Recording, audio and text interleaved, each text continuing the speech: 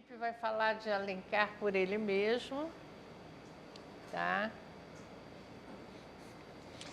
Pessoal, queria agradecer primeiro a Beth o convite, a oportunidade de rever gente querida, né, que eu não via há muito tempo. E aproveitando um pouco a deixa, né, entrando na sessão dos cancelados por quem não lê, né, vou aproveitar também da minha contribuição aqui. Também tentaram cancelar o Alencar, né, recentemente aí, por conta de algumas suposições de que Alencar teria um projeto escravocrata propriamente, né, eu vou falar um pouquinho disso também. Mas eu vou tentar sintetizar em 15 minutos mais ou menos, Beth. Se puder, com 15, me chamar a atenção aqui para eu não avançar muito. Deixa eu marcar aqui. Tá. Bom, o que me moveu na direção desse trabalho? Foi um detalhe que já faz algum tempo eu venho trabalhando com literatura brasileira na graduação e não era incomum, conversei muito isso com a Beth, que a gente lesse algumas referências de certos projetos atribuídos a Alencar, né? Então, a gente vai conseguir encontrar aí na historiografia da literatura alguns exemplos, como o do Alfredo Bose, Antônio Cândido e outros, comentando, né? O Alencar ele tem um projeto de literatura, ele tem um projeto de nação, mas sempre me incomodou muito o que de fato seria isso, né? E aí, Beth, a título de curiosidade, eu estou escrevendo agora um outro trabalho, e aí eu fui na plataforma da CAPES e eu pus assim, projeto literário, não pus autor. Eu consegui, na plataforma da CAPES, cerca de 150 ocorrências. Numa base de dados aberta como o Google Acadêmico, né, eu consegui 10.300 ocorrências. E absolutamente assim, não se define o que é projeto propriamente. Então eu comecei a notar um esvaziamento dessa palavra e a palavra projeto ela começou a se tornar semanticamente coringa, né, por assim dizer.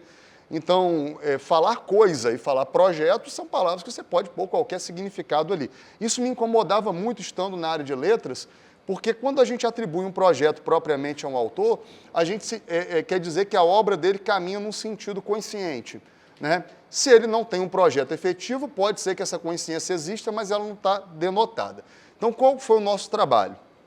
Né, tive o prazer de ter orientação da Beth, e nós organizamos assim, Alencar ele produziu por 3 décadas, 1850, 60 e 70, e com 2 textinhos de juventude de 48 e 49, né, respectivamente, e nós juntamos esses 2 textinhos de 48 e 49 na década de 50, fizemos uma leitura extensiva de todos os textos de Alencar da década de 50, de cunho não literário.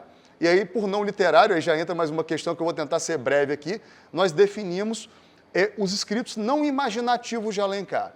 Então, cartas pessoais, polêmicas e textos em que ele pretendia teorizar sobre algum tema. E assim foi feito, né, tanto na década de 50, como na de 60, como na de 70, em busca deste assim chamado projeto literário alencariano, né? Bom, então só antecipando a conclusão para que eu não me perca no tempo, porque a tese ela ficou muito detalhada, a gente analisou cada carta, cada texto, detidamente, e agora eu estou tendo o trabalho de fazer um resumo disso, porque a minha tese ela ficou assim, para interessados em Alencar, ela tem muito valor. Para quem quer conhecer Alencar, dificilmente vai querer ler a minha tese, porque ela é hiper detalhada com os textos. Então, estou fazendo textos agora em que eu resumo isso, para tentar fazer uma divulgação da tese. A nossa conclusão, e eu já falo depois do desenvolvimento, é que, de fato, não encontramos um projeto consciente no Alencar. Né? A gente estudou na década de 72 mais ou menos, 72 exatamente. A gente encontra um prefácio do Alencar, que é Bênção Paterna, está no livro Sonhos d'Ouro, e a gente tem um balanço que o Alencar faz da obra dele. O Alencar morre em 77, esse prefácio, portanto, 5 anos antes dele morrer, e ele vai mostrando como que a obra dele dialoga com a experiência da literatura brasileira. Entretanto, seus escritos da década de 50 e 60 não denotam que ele tinha um projeto de fazer esse diálogo com a literatura, mas ocasionalmente ele percebeu que para lá a literatura dele caminhava. E a gente também se preocupou, então não houve um encontro desse projeto, mas é bom dizer que o Alencar ainda tem muita coisa dele que não foi sequer tocada. Né? Alencar tem manuscritos, assim, mais ou menos uns 10 na Casa Rui Barbosa, assim, que a gente pode imaginar, isso é 2.000 páginas mais ou menos, manuscritas, para mais um pouco. Porque a gente começou a fazer uma pesquisa de campo, a gente parou a pesquisa por conta da Covid, né? E aí eu não avancei, não adentrei nesses escritos, não sei o que tem lá de fato. E aí, então, o que tem de Alencar hoje, não há nenhuma comprovação para isso. E a ideia de projeto é uma ideia que foi esvaziada, e isso tem sido atribuído a muitos autores. E aí a gente foi também analisando outros escritos do Alencar em que atribuem mais coisas ao Alencar que, de fato, o Alencar nunca falou. E aí eu queria especialmente, já que a pauta da gente aqui, acho que o que une os trabalhos, né, e também o do Paulo de alguma maneira por conta da área dele, vai ser o cancelamento, eu queria falar de um trabalho específico do Alencar e sobre o Alencar.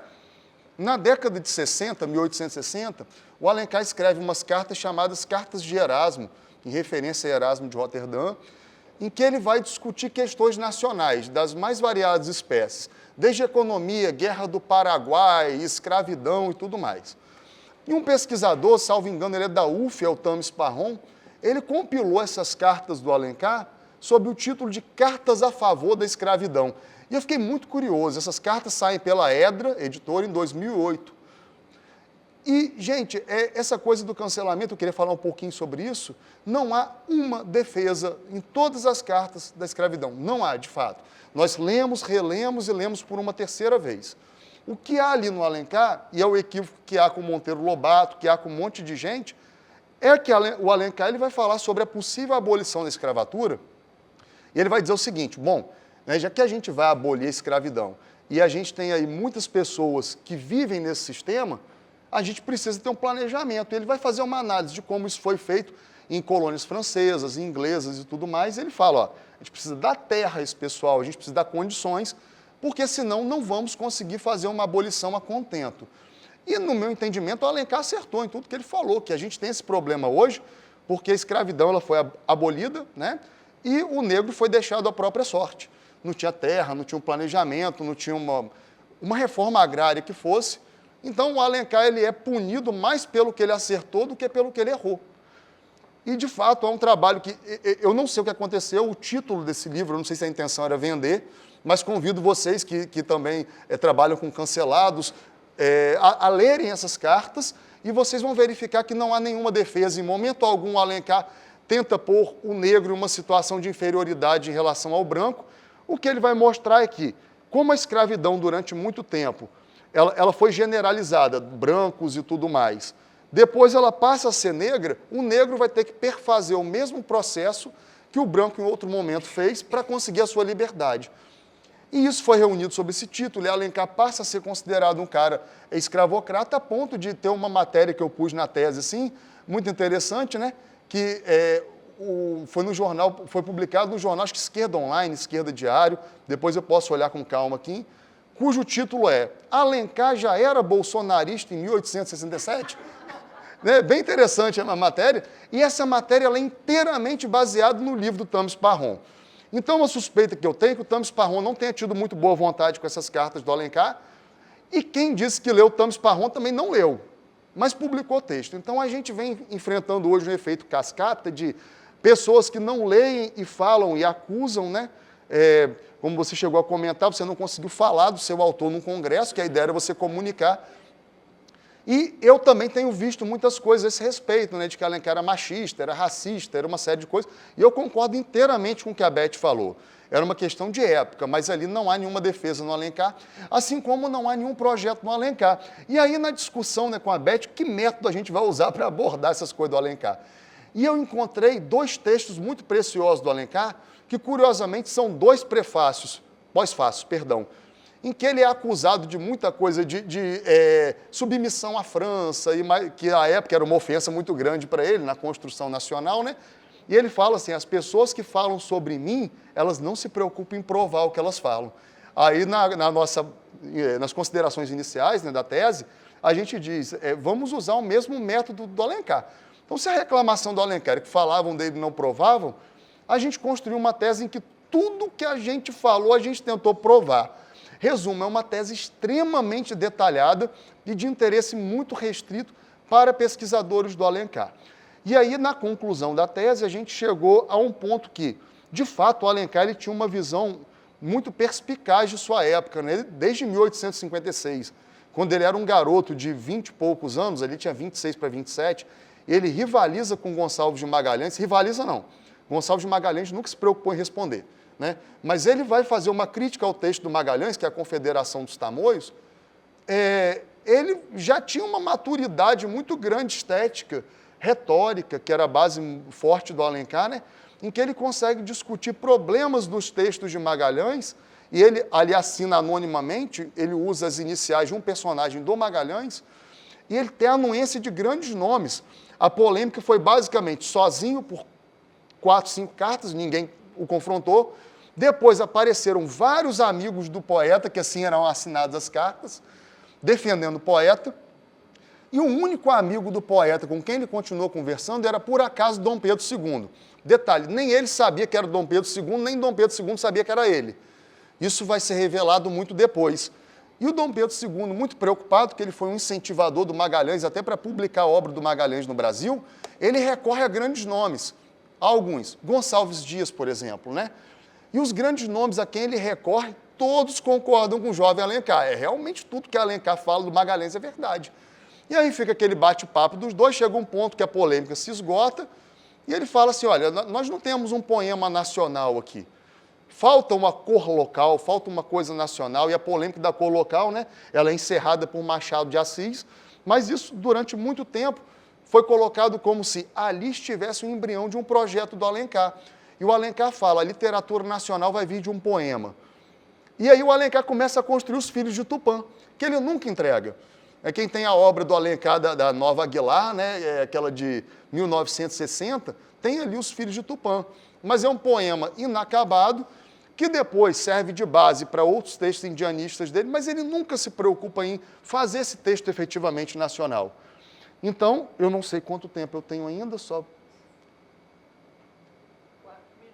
Eu tenho 4 minutos, então, para caminhar para o encerramento, a gente não encontrou um projeto efetivamente no Alencar. Eu queria apontar a preocupação que eu tenho enquanto professor e também pesquisador do esvaziamento dessa palavra, porque nós somos de letras, então a palavra ela tem que ter uma precisão conceitual e ela, de fato, projeto. Até achei engraçado, né? Autores de um livro só e lá texto sobre o autor, né? O projeto de fulano. Mas que projeto é esse? Onde que está esse negócio? Então, eu imagino que... Aí nós fizemos uma escala, né? Nós trabalhamos com a ideia de visão de mundo para poder concluir. Visão de mundo é aquilo que todos nós temos sobre algo, né?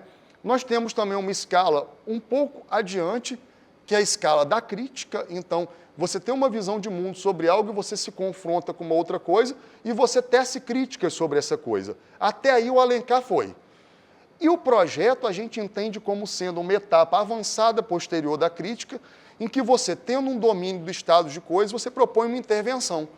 Porque a gente tentou definir projeto, a gente recorreu ao AIS, tudo que é coisa para definir, e a gente, de forma nenhuma, conseguiu encontrar conscientemente esse projeto em Alencar. Então, a conclusão que nós tivemos é: Alencar foi um grande crítico de seu tempo, um homem fundamental, inclusive para mentes extraordinárias, como Machado de Assis, que era um grande admirador do Alencar, a quem Alencar reputava ser o nosso único e primeiro crítico, era o Machado de Assis.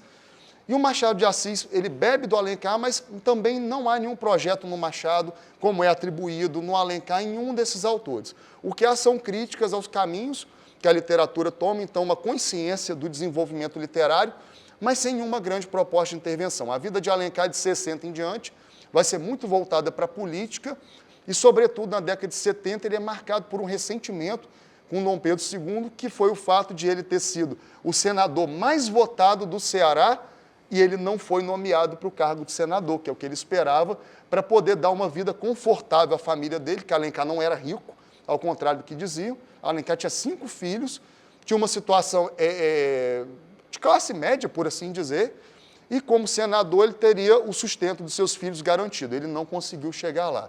Então, década de 50 tem uma pequena preocupação com a literatura, 60 também, mas depois ele é tomado pela política, pelo ressentimento com a política. Nunca deixou de ser crítico, mas ainda não encontramos esse projeto de Alencar, estamos à espera, né?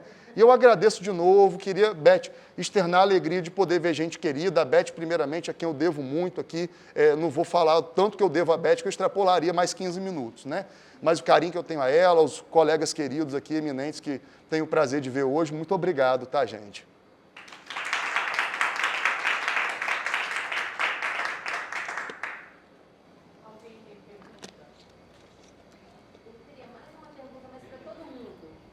Olha, a Eden trabalha na França, então ela está assim mais curiosa do que todo mundo, porque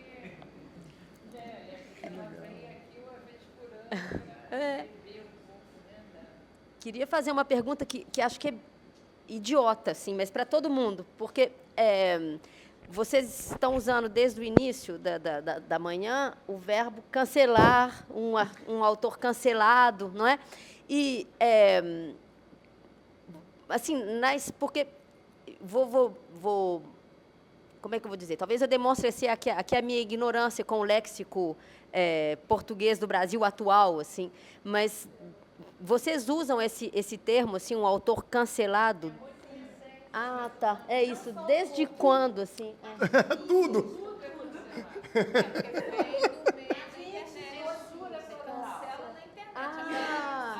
Obrigada. Era essa a procura. Entendi. Era essa a pergunta.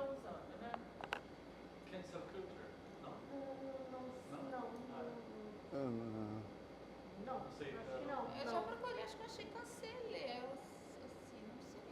Mas, assim, nessa utilização, assim, eu não encontrei. Não é uma especificidade brasileira, mas o termo talvez não existe. Não existe, mas acontece, né? Sim. Mas, assim, parece que está muito presente no Brasil atualmente, né? Pelo que eu estou entendendo. Você é cancelada de um grupo, não é? No WhatsApp, Sim. Ok. É um patrulhamento ideológico, né? A pessoa não pode falar mais. É censura mesmo, é. Podia ser bloqueado. É bloquear. É censura. É porque, no fundo, é uma questão de bloqueada, né? Mas o que pegou mesmo foi o termo cancelado. Sim. Então, mas aí o bloquear específico, por exemplo, da rede social, no sentido de você fala na sua rede e bloqueia, né? O cancelamento é diferente. A pessoa tem, sei lá, milhões de seguidores. E aí, uma coisa que ela faz, ou alguém que conta alguma coisa, até fake news mesmo, vai lá e aí essa pessoa é cancelada porque as pessoas param de seguir. Então, ela começa a deixar de existir na internet, né? É um pouco isso. É deixar de existir. Eu concordo com você. Acho que você falou muito bem. Porque eu estou procurando, assim, o termo, acho que na França a gente está usando mais blacklister. Boicote. Boicoter, blacklister, boicoter. Ah, tá. Não, vai. Tá, ok. Obrigado, desculpa, não tinha visto. Não, eu estou longe de querer cancelar o José de Alencar. Acho importante recontextualizar as coisas e tal. No entanto, me parece que é importante dizer também que ele tinha um pensamento de raiz conservadora. Isso acho que é importante dizer. Eu não sou um especialista de Alencar, enquanto você estava falando, estava procurando na internet alguns textos do José de Alencar, e tem umas coisas que me fazem dizer que eu acho um pouco excessivo afirmar que ele mais acertou do que o contrário, né? Porque, bom, essa coisa do conservadorismo, por exemplo, vou ler alguns trechos que eu acho significativos. A escravidão caduca, isso em cartas, né? Mas ainda não morreu. Ainda se prendem a ela graves interesses de um povo. É quando basta para merecer o respeito. Ou seja, é uma instituição que merece o respeito. Acho que a palavra está... Talvez não haja um projeto ali, como você fala, mas me parece que é importante também contextualizar o fato de que há uma espécie de desejo de manutenção da escravidão durante décadas, sei lá, o tempo que for necessário, né? Então, era só isso. Matizar um pouco, expressar um ponto de vista. Eu vou fazer uma réplica ao François. Então... Eu tinha um outro trecho, mas enfim... Não, você vai encontrar diversos, tá? Sim. Eu vou só dar uma contextualizada nessa parte. O que o Alencar vai dizer? ele vai dizer que a escravidão não é uma coisa voluntária. Ela é uma coisa que surge de uma necessidade social. E como é que funciona isso? O Alencar vai dizer que, desde sempre, e eu não estou defendendo de forma nenhuma escravidão, eu não quero ser cancelado. Não, ele vai dizer o seguinte, olha, a escravidão ela surge de uma necessidade de suprir uma mão de obra, né, um trabalho braçal. E é isso que ele vai desenvolver nessa carta, que está, inclusive, no carta, esse trecho está no Cartas a Favor da Escravidão, que é uma das cartas de Erasmo. Né? E ele, essa parte do respeito, concordo com você, acho que não foi mais feliz a palavra, mas ele vai mostrar que, enquanto houver necessidade de manutenção, enquanto houver necessidade de mão de obra, vai ser mantido esse tipo de regime. E o que vai acontecer? Com o tempo, com a capacitação, com o desenvolvimento, esse tipo de regime vai caducar, e ele usa uma palavra que eu não gosto, naturalmente. Erro também, ele não só acertou, ele errou muito. Né? Então, a análise dele é toda feita em prol disso. Ele vai mostrando lá na época da Grécia, né? Você tinha, por exemplo, homens livres e você tinha escravizados. Ninguém queria fazer o trabalho braçal. Como é que se faz o trabalho braçal? Então, na imposição. Depois de um tempo, esse trabalho braçal passa a ser capacitado, e aí já começa a haver uma liberdade. Engraçado que eu conversava com a Beth Alencar, até onde me consta, ele não leu Hegel. Assim, eu acho que ele não leu Hegel, não encontrei nenhum vestígio disso. Mas essa...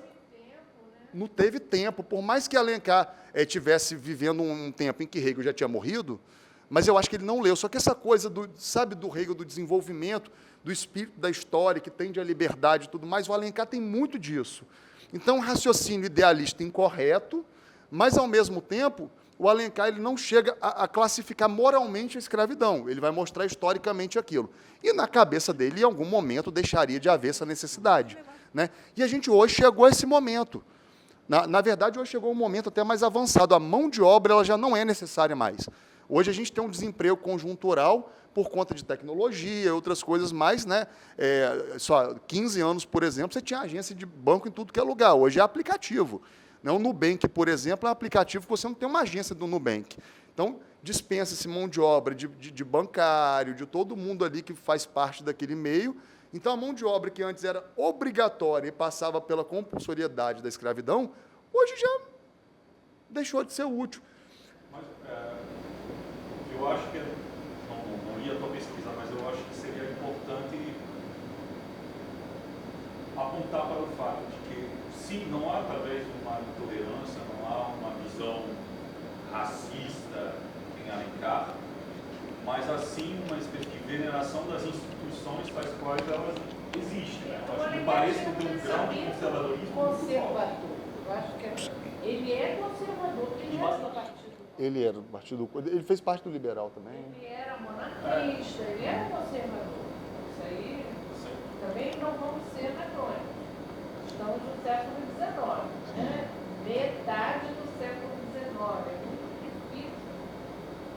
Com a visão de hoje, a gente julgar, né? Concordo, mas eu acho que no final do século XIX... Não tem a voz ser racista, porque...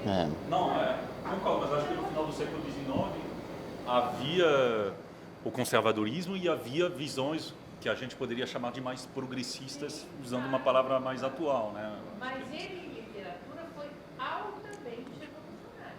Sim, sim. Ele foi o primeiro brasileiro a escrever a maneira brasileira. Incomodava ele que a gente era literatura portuguesa. A gente era considerada literatura portuguesa. Incomodava o Alencar a gente escrever como português. Escrever bem era usar os pronomes como eles. E ele faz uma língua brasileira, uma defesa da língua brasileira, entre aspas, tá? Por escrever. E o projeto dele, que ele diz que virá em poema, veio, a meu ver, Iracema é um poema em prosa. É um livro belíssimo. Tá? Infelizmente, as crianças não veem mais. É poema em prosa e é lindo. Eu li Iracema com 11 anos. Tornei a ler depois do vestibular, mas era obrigatório, a gente tinha que ler. E deveria continuar lendo, porque eu acho que, assim como leu no Redobrado, tem que ser, tem que ler, não pode ler. Eu já vou dar no Redobrado no neto de um mês. E é até difícil. Que digam que está cancelado. Quero ver a Ana deixar. Você dá o livro para ele.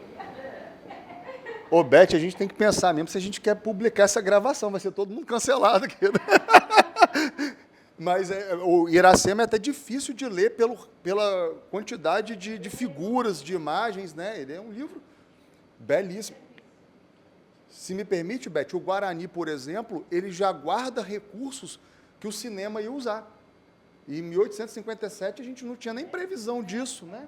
Muito revolucionário, mas conservador. Não, eu só queria voltar a essa questão do cancelamento. Como é que isso tem a ver também com falta de pesquisa? Me mandaram uns 2 meses uma professora da UFBA, né? Ela fez uma publicação lá, sei lá, nessas redes sociais, falando assim, que por que as pessoas iriam ler Monteiro Lobato e louvar Monteiro Lobato e não Juliano Moreira. Aí ela entra pela questão da eugenia. Mas a gente tem que lembrar que Juliano Moreira também foi um eugenista. Então, assim, eu acho que o que está muito ligado a essa questão do cancelamento também é uma falta de pesquisa. Né? Porque, assim, cancelar o Monteiro Lobato porque ele era eugenista e defender o Juliano Moreira é uma coisa, assim, que não tem sentido. Né? Porque todo aquele pessoal ali, os intelectuais, enfim, os médicos, os doutores, todos eram eugenistas. Agora, a gente não pode ligar também esse eugenismo ao eugenismo que aconteceu na Alemanha. Eram coisas diferentes, perspectivas diferentes. Então, assim, você tem que... Eu acho que as pessoas vão ter que rever isso em algum momento. Porque não é só ficar falando, né? Tem que ter alguma base para fazer essas afirmações e cancelamento. No caso de Monteiro Lobato, sim, ele teve essas questões mesmo. Ele era neto de um visconde, né? Mas lembrando também que a avó do Monteiro Lobato, né, era negra. E não só era negra, como também não era casada com o avô de Monteiro Lobato. Ela era amante, né? A mulher, né, que o Monteiro Lobato chamava de visconda, não pôde ter filhos. Então, assim, são várias questões que eu acho que vão ter que ser revistas, inclusive também, no caso de Monteiro Lobato, da sua trajetória, porque Monteiro Lobato acabou preso, né? E publicou enfim, era amigo de Júlio Prestes também. Né? Então, assim, ele mudou drasticamente, né? E ninguém leva isso em consideração, prendem o Monteiro Lobato num determinado período de sua vida, né? Sem levar em consideração tudo que aconteceu depois. É isso. Deixa eu falar uma coisa. Depois não. Bom, então eu vou fazer um contraponto aqui que eu acabei não aguentando. Bom, eu trabalho... Dá para ouvir? Dá, né? Eu estou no... Bom, eu trabalho num setor de ensino de literatura e língua portuguesa numa universidade que é o UERJ, né? Na Faculdade de Formação de Professores. E eu trabalho nesse setor. Então, os meus projetos, vocês vão ver mais tarde, estão todos em cima ou dentro do chão da sala de aula, do ensino básico, do ensino médio.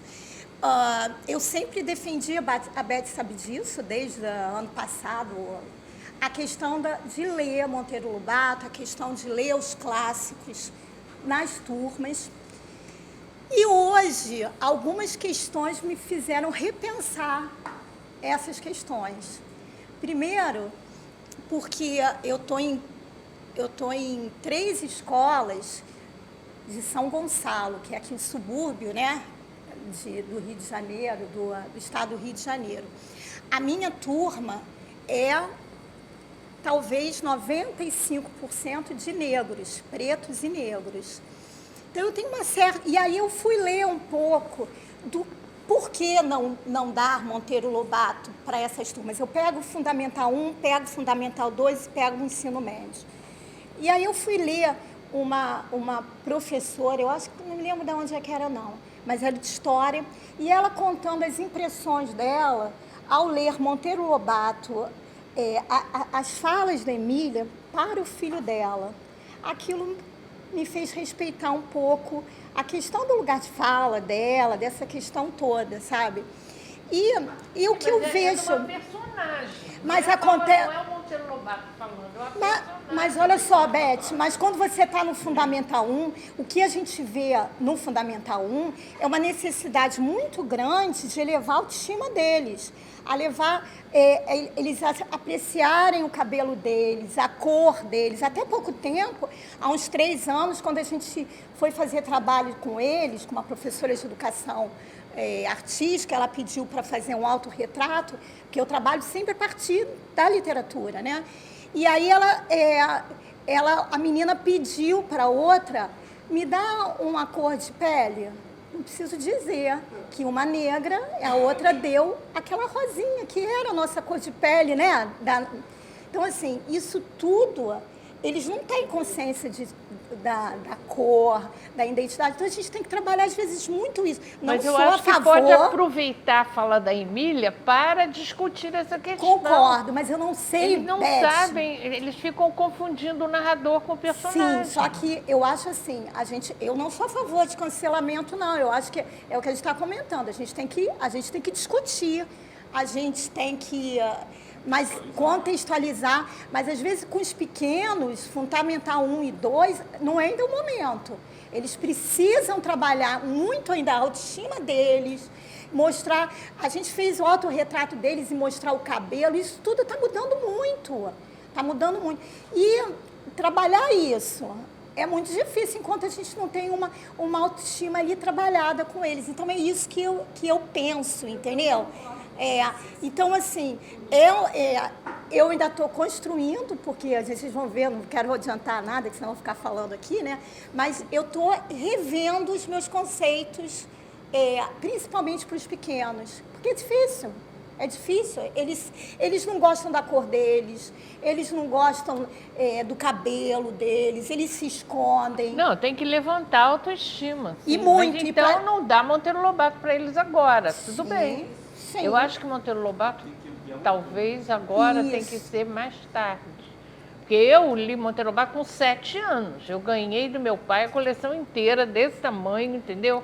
E mergulhei naquilo e não me sinto uma pessoa racista. Eu sei que é difícil a gente falar, mas assim, Beth, eu vou dizer uma coisa para você. não me fez uma pessoa racista. Mas eu vou dizer uma coisa para você.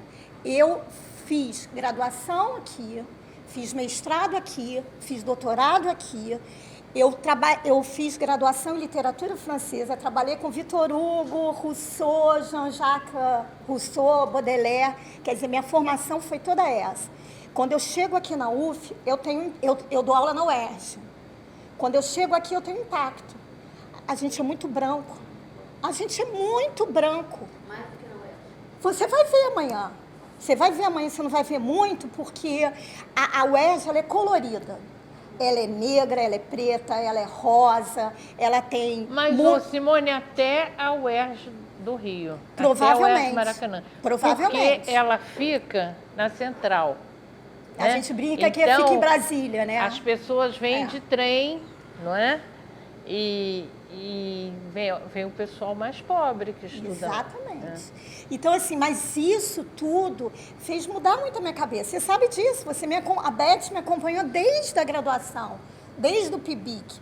Eu sinto, olha que eu sou daqui de Niterói, do Ingá, entendeu? Aqui do lado, mas eu sinto uma diferença muito grande quando eu venho aqui para a UF.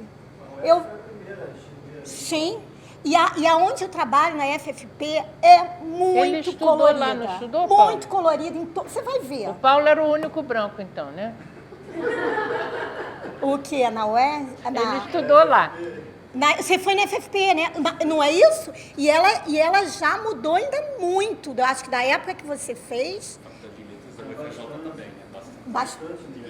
Eu sinto, Beth, você não sabe como é que Mas eu senti você ano não passado. sabe como é a PUC.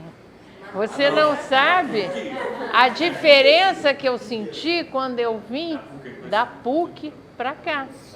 Que você aqui ainda coloria um pouco mais. Ou a PUC era muito mais. Nossa! Pois é. Posso Vou te chamar, Beth, para você ir. É que você vai amanhã. Eu já fui chamada pela Cristina 2 vezes. Você pode me chamar, irei quantas vezes você quiser, com o maior prazer. Você Falar vai de sentir leitura. a diferença, como é que é. Agora o Paulo precisa falar, Não, né? eu vou Tá. falar em 1 segundo. É o seguinte, Simone, eu concordo plenamente com você. Eu acho que a gente vai ter que tratar o Monteiro Lobato de uma outra forma. Eu acho que você tem toda a razão. Agora, só não pode excluí-lo completamente, Não pode cancelar, claro. entendeu? Dos estudos. E nem cancelá-lo, e nem parar de estudá-lo, porque eu acho que isso justamente causa esses problemas. Como é que uma professora vai afirmar uma fake news? É uma fake news. Inclusive, cancelamento tem a ver com fake news. Agora, deixar de estudá-lo só vai piorar a história. Agora, é claro que, como era antigamente, se você chega numa classe, né, que as crianças estão justamente precisando dessa valorização, não tem sentido nenhum, elas nem vão entender, tá? Mas não cancelá-lo a ponto de não poder mais estudá-lo. E aí vai criando essas fake news, né? Até porque é um absurdo na universidade a gente tem cancelamento. Eu acho estranho. E defender, olha, vocês deveriam louvar Juliano Moreira em vez... Começa a ficar uma coisa toda esquisita, era só isso que eu tinha que dizer. Obrigada. Olha só, eu juro que vai ser o último a falar, tá? Porque... Mas isso Só muito, Paulo, muito Felipe, rapidinho sucesso total para sua fala. para agradecer aqui o François, que me passou um artigo da France Culture, que é realmente esse cancel culture. E esse artigo que você me passou é muito interessante, porque fala assim, o quanto, de 2020, o quanto que a França estava atrasada nesses aspectos. E aí, claro, está citando o caso do autor Gabriel Matzneff, terrível, não é? Saiu um filme na França o ano passado, que é realmente um escândalo, assim, como que era um autor que tinha um prestígio enorme dentro da elite francesa e que era um pedófilo, assim, que fez e agiu tão mal e tal, enquanto que a França, essa elite francesa, defendeu, né, há muito tempo e tal. Então, defendeu o Depardieu durante muito tempo. com certeza, e é realmente Quem assim, vocês estão falando, gente? é um autor depois, Gabriel Matzneff, terrível, depois eu te mostrar assim. E aí eu tô com uma reflexão assim interessante, mas que não sei se tem fundamento nenhum, que no artigo falo tanto que na França só começou essa interrogação mesmo com a onda do Me Too, né? Então, Me Too, cancel culture, são termos que, né, nem são franceses, assim, não é? Então, Balance ton port, Balance ton port até ainda veio pro, né? E eu acho que o verbo que a gente usa para esse cancelar, eu acho que é realmente boicoter, né? Boicoter, effacer, blacklister. Mas o cancelar é mais do que boicotar, porque acaba com a pessoa, morreu. Effacer, Você elimina. effacer.